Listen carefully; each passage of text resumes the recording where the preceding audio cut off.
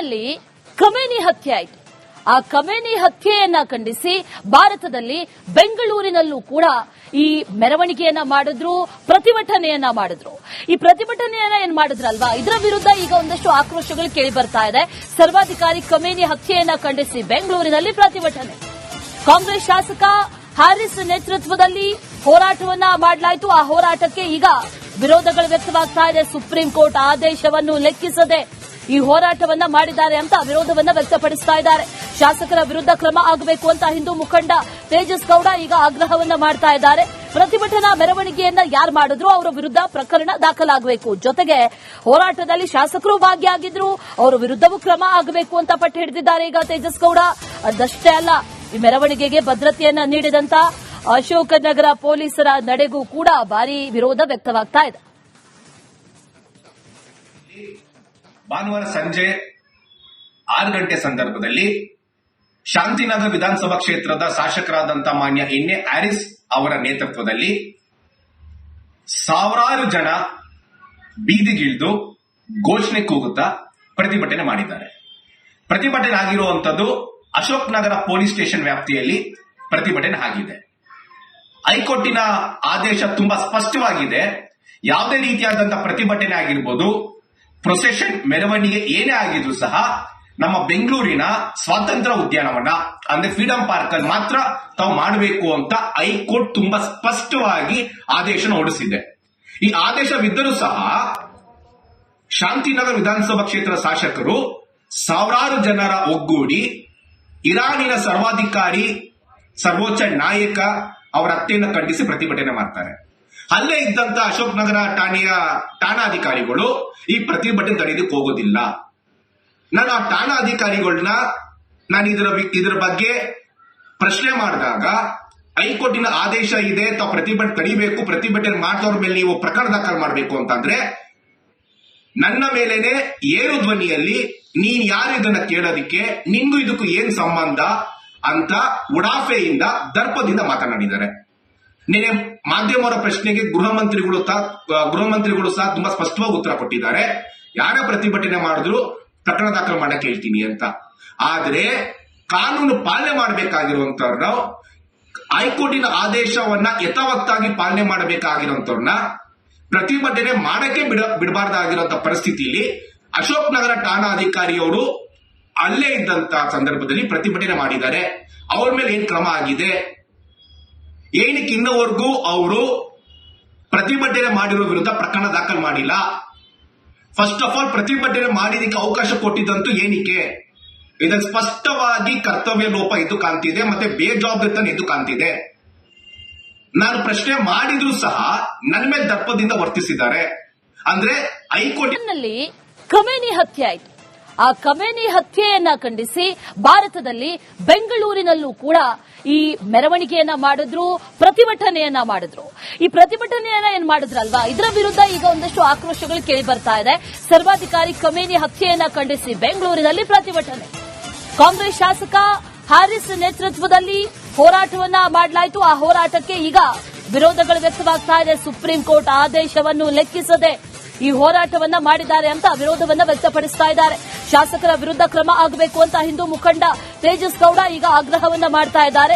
ಪ್ರತಿಭಟನಾ ಮೆರವಣಿಗೆಯನ್ನ ಯಾರು ಮಾಡಿದ್ರು ಅವರ ವಿರುದ್ಧ ಪ್ರಕರಣ ದಾಖಲಾಗಬೇಕು, ಜೊತೆಗೆ ಹೋರಾಟದಲ್ಲಿ ಶಾಸಕರು ಭಾಗಿಯಾಗಿದ್ರು, ಅವರ ವಿರುದ್ಧವೂ ಕ್ರಮ ಆಗಬೇಕು ಅಂತ ಪಟ್ಟು ಹಿಡಿದಿದ್ದಾರೆ ಈಗ ತೇಜಸ್ ಗೌಡ. ಅದಷ್ಟೇ ಅಲ್ಲ, ಈ ಮೆರವಣಿಗೆಗೆ ಭದ್ರತೆಯನ್ನ ನೀಡಿದಂತ ಅಶೋಕನಗರ ಪೊಲೀಸರ ನಡೆಗೂ ಕೂಡ ಭಾರಿ ವಿರೋಧ ವ್ಯಕ್ತವಾಗ್ತಾ ಇದೆ. ಭಾನುವಾರ ಸಂಜೆ 6 ಗಂಟೆ ಸಂದರ್ಭದಲ್ಲಿ ಶಾಂತಿನಗರ ವಿಧಾನಸಭಾ ಕ್ಷೇತ್ರದ ಶಾಸಕರಾದಂಥ ಮಾನ್ಯ ಎನ್.ಎ. ಹ್ಯಾರಿಸ್ ಅವರ ನೇತೃತ್ವದಲ್ಲಿ ಸಾವಿರಾರು ಜನ ಬೀದಿಗಿಳಿದು ಘೋಷಣೆ ಕೂಗುತ್ತಾ ಪ್ರತಿಭಟನೆ ಮಾಡಿದ್ದಾರೆ. ಪ್ರತಿಭಟನೆ ಆಗಿರುವಂತದ್ದು ಅಶೋಕ್ ನಗರ ಪೊಲೀಸ್ ಸ್ಟೇಷನ್ ವ್ಯಾಪ್ತಿಯಲ್ಲಿ ಪ್ರತಿಭಟನೆ ಆಗಿದೆ. ಹೈಕೋರ್ಟಿನ ಆದೇಶ ತುಂಬಾ ಸ್ಪಷ್ಟವಾಗಿದೆ. ಯಾವುದೇ ರೀತಿಯಾದಂತಹ ಪ್ರತಿಭಟನೆ ಆಗಿರ್ಬೋದು, ಪ್ರೊಸೆಷನ್ ಮೆರವಣಿಗೆ ಏನೇ ಆಗಿದ್ರು ಸಹ ನಮ್ಮ ಬೆಂಗಳೂರಿನ ಸ್ವಾತಂತ್ರ್ಯ ಉದ್ಯಾನವನ ಅಂದ್ರೆ ಫ್ರೀಡಂ ಪಾರ್ಕ್ ಅಲ್ಲಿ ಮಾತ್ರ ತಾವು ಮಾಡಬೇಕು ಅಂತ ಹೈಕೋರ್ಟ್ ತುಂಬಾ ಸ್ಪಷ್ಟವಾಗಿ ಆದೇಶ ಹೊರಡಿಸಿದೆ.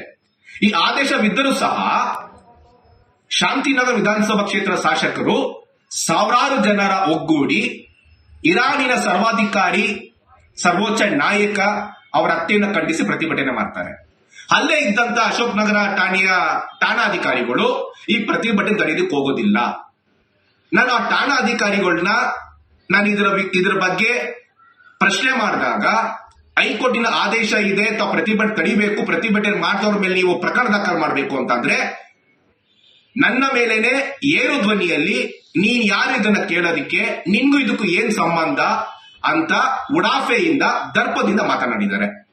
ನಿನ್ನೆ ಮಾಧ್ಯಮರ ಪ್ರಶ್ನೆಗೆ ಗೃಹ ಮಂತ್ರಿಗಳು ಸಹ ತುಂಬಾ ಸ್ಪಷ್ಟವಾಗಿ ಉತ್ತರ ಕೊಟ್ಟಿದ್ದಾರೆ. ಯಾರೇ ಪ್ರತಿಭಟನೆ ಮಾಡಿದ್ರು ಪ್ರಕರಣ ದಾಖಲು ಮಾಡಕ್ಕೆ ಹೇಳ್ತೀನಿ ಅಂತ. ಆದ್ರೆ ಕಾನೂನು ಪಾಲನೆ ಮಾಡಬೇಕಾಗಿರುವಂತವ್ರನ್ನ, ಹೈಕೋರ್ಟಿನ ಆದೇಶವನ್ನ ಯಥಾವತ್ತಾಗಿ ಪಾಲನೆ ಮಾಡಬೇಕಾಗಿರುವಂತವ್ರನ್ನ ಪ್ರತಿಭಟನೆ ಮಾಡಕ್ಕೆ ಬಿಡಬಾರ್ದಾಗಿರುವಂತ ಪರಿಸ್ಥಿತಿಯಲ್ಲಿ ಅಶೋಕ್ ನಗರ ಠಾಣಾಧಿಕಾರಿಯವರು ಅಲ್ಲೇ ಇದ್ದಂತ ಸಂದರ್ಭದಲ್ಲಿ ಪ್ರತಿಭಟನೆ ಮಾಡಿದ್ದಾರೆ. ಅವ್ರ ಮೇಲೆ ಏನ್ ಕ್ರಮ ಆಗಿದೆ, ಏನಕ್ಕೆ ಇನ್ನವರೆಗೂ ಅವರು ಪ್ರತಿಭಟನೆ ಮಾಡಿರೋ ವಿರುದ್ಧ ಪ್ರಕರಣ ದಾಖಲು ಮಾಡಿಲ್ಲ? ಫಸ್ಟ್ ಆಫ್ ಆಲ್ ಪ್ರತಿಭಟನೆ ಮಾಡಿದಕ್ಕೆ ಅವಕಾಶ ಕೊಟ್ಟಿದ್ದಂತೂ ಏನಕ್ಕೆ? ಇದನ್ನು ಸ್ಪಷ್ಟವಾಗಿ ಕರ್ತವ್ಯ ಲೋಪ ಎದ್ದು ಕಾಣ್ತಿದೆ, ಮತ್ತೆ ಬೇಜವಾಬ್ದಾರಿತನ ಎದ್ದು ಕಾಣ್ತಿದೆ. ನಾನು ಪ್ರಶ್ನೆ ಮಾಡಿದ್ರು ಸಹ ನನ್ನ ಮೇಲೆ ದರ್ಪದಿಂದ ವರ್ತಿಸಿದ್ದಾರೆ. ಅಂದ್ರೆ ಹೈಕೋರ್ಟ್ನಲ್ಲಿ ಖಮೇನಿ ಹತ್ಯೆ ಆಯಿತು. ಆ ಖಮೇನಿ ಹತ್ಯೆಯನ್ನ ಖಂಡಿಸಿ ಭಾರತದಲ್ಲಿ ಬೆಂಗಳೂರಿನಲ್ಲೂ ಕೂಡ ಈ ಮೆರವಣಿಗೆಯನ್ನ ಮಾಡಿದ್ರು, ಪ್ರತಿಭಟನೆಯನ್ನ ಮಾಡಿದ್ರು. ಈ ಪ್ರತಿಭಟನೆಯನ್ನ ಏನ್ ಮಾಡಿದ್ರಲ್ವಾ, ಇದರ ವಿರುದ್ಧ ಈಗ ಒಂದಷ್ಟು ಆಕ್ರೋಶಗಳು ಕೇಳಿ ಬರ್ತಾ ಇದೆ. ಸರ್ವಾಧಿಕಾರಿ ಖಮೇನಿ ಹತ್ಯೆಯನ್ನ ಖಂಡಿಸಿ ಬೆಂಗಳೂರಿನಲ್ಲಿ ಪ್ರತಿಭಟನೆ.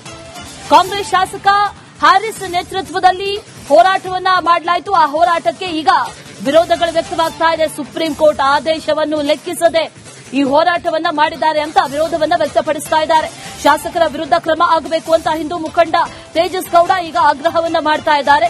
ಪ್ರತಿಭಟನಾ ಮೆರವಣಿಗೆಯನ್ನ ಯಾರು ಮಾಡಿದ್ರು ಅವರ ವಿರುದ್ಧ ಪ್ರಕರಣ ದಾಖಲಾಗಬೇಕು, ಜೊತೆಗೆ ಹೋರಾಟದಲ್ಲಿ ಶಾಸಕರು ಭಾಗಿಯಾಗಿದ್ರು, ಅವರ ವಿರುದ್ಧವೂ ಕ್ರಮ ಆಗಬೇಕು ಅಂತ ಪಟ್ಟು ಹಿಡಿದಿದ್ದಾರೆ ಈಗ ತೇಜಸ್ ಗೌಡ.